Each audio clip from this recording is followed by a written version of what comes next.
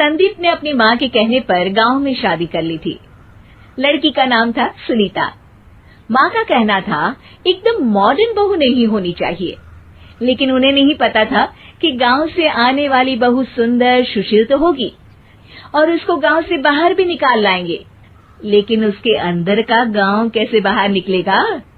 शादी के कुछ दिन बाद, माँ टिफिन तो देना जरा। बेटा अब तो स्कूल नहीं ऑफिस जाता है, माँ से नहीं अपनी बीवी से टिफिन मांगा कर। ओके माँ। सुनीता टिफिन ले आओ। एक किलो टिफिन, इसके अंदर पिस्ता डाल दिया है। पिस्ता? पिस्ता क्यों? सास जी ने बोला था ना कि आपको पिस्ता बहुत पसंद है। ओहो, मैंने पिस्ता नहीं पास्ता बोला था, पास्ता। पास्ता? कहीं होता है पास्ता? अरे बेटी तू रहने दे, मैं बना दूंगी। अच्छा किया कि पाव भाजी बनाने का नहीं बोला, वरना किसी के पाव बना देती है। सुनीता को बुरा लगता है, लेकिन उसकी नादान हरकतें कम नहीं होती। ऐसे ही एक दिन, अरे तुमने ये क्या लगाया है? अरे आप वो फूस फूस करके लगाते हैं ना, वही। डियो? का दियो? किसको दियो? अरे वही ना जिससे खुशबू आती है। हाँ सही पकड़े हैं। अच्छा लेकर तो आना। कौन सा डियो लगाया तुमने? अभी लेकर आते हैं जी। संदीप की बात मानकर सुनीता अंदर से खुशबू वाला फुसफुस लेकर आती है। OMG! OMG मतलब ओ माय गणेश ना। अरे OMG छोड़ो, और ये खुशबू वाला फुसफुस की बात कर रही थी तुम? हाँ इसी की, फिर से सही पकड़े हैं। अरे देवी, लेकिन आप सही नहीं पकड़े हैं, ये डियो नहीं है। डियो नहीं है तो क्या लियो है? अरे ये रूम फ्रेशनर है, जिसको कमरे में छिड़कते हैं, खुद पर नहीं।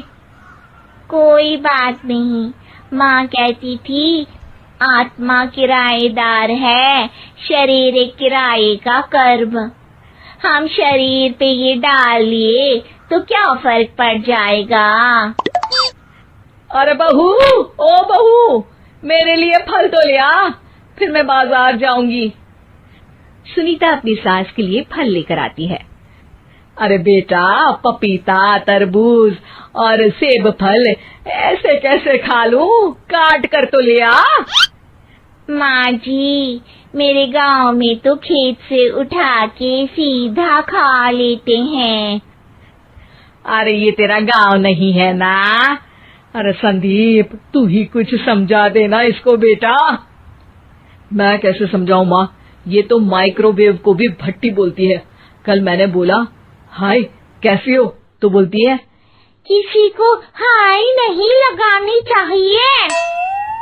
अरे सुनीता, तेरा क्या होगा? अभी तो कैसे बताऊं माँ जी, अभी हम कुछ करेंगे फिर पता चलेगा क्या होगा, लड़का या लड़की। हे भगवान, कहाँ से आ गई है? रामपुर से जी, आप ही तो लेकर आए थे मुझे। अरे मुझे माफ कर दो। पहले कोई गलती तो करिए जी, आपकी तो सारी गलती माफ कर देंगे हम। हाँ अरे बहू, मेरी बात सुन। फल यानी कि फ्रूट जब भी लाए ना तो काट कर लाना, ठीक है? जी ठीक है माँ जी, फल यानी फ्रूट यानी काट के लाऊंगी। सुनीता रोज ही कोई ऐसी हरकत कर देती जिसकी वजह से उसे घर में दो बातें सुननी पड़ती।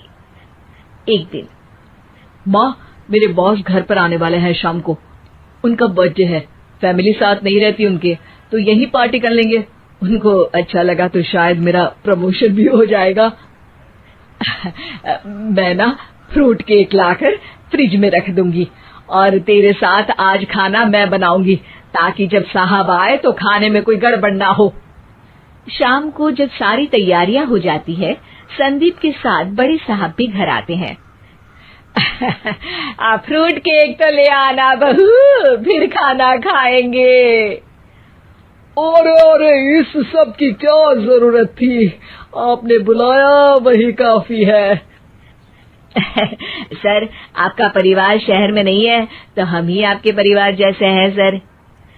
इतने में ही सुनीता फ्रूट केक लेकर आती है और बड़े साहब की टेबल पर रख देती है, और जैसे ही केक के ऊपर का बॉक्स हटाती है, ओह, ये क्या है? केक तो कटा हुआ है। मैं तो ऐसा नहीं लाई थी। आप मुझे शाबाशी दे सकती है माँ जी, मैंने ही केक काट दिया। आपने कहा था ना, फल यानी फ्रूट यानी हमेशा काट के लाना, तो फ्रूट केक भी तो फ्रूट ही है ना, तो मैंने पहले ही काट लिया। हूँ ना मैं समझदार। अरे बहू, ये क्या किया? केक हमेशा वही काटता है जिसका जन्मदिन होता है। तुझे एक बात भी समझ नहीं आती, एक नंबर की बेवकूफ है। पूरा माहौल बिगड़ चुका था। संदीप को लगने लगा था कि साहब उसे प्रमोशन तो दूर की बात है, कहीं डिमोशन ना दे दे, लेकिन साहब बीच में ही बोल पड़ते हैं। अरे कोई बात नहीं, ये इनकी बेवकूफी नहीं है, इनका भोलापन है। बेटा आप कहाँ से हो? रामपुर गांव से। अरे वाह, गांव से? फिर तो आपके गांव में ताजे फल और सब्जियां मिलते होंगे। हाँ, सही पकड़े हैं। हम तो काटते भी नहीं, सीधा खा लेते हैं। मैं ना एक बार तुम्हारे गांव घूमने जरूर चलूंगा। क्यों संदीप, ले चलोगे ना? मुझे गांव घूमना बहुत पसंद है। बस फिर क्या था, संदीप और सास दोनों खुश हो गए, क्योंकि साहब को सुनीता ने गांव की बात करके खुश कर दिया था। अब संदीप का प्रमोशन पक्का था। शिक्षा, कभी भी किसी भी गलती पर घबराना नहीं चाहिए। हो सकता है कि उस गलती की वजह से आगे बड़ा फायदा हो जाए।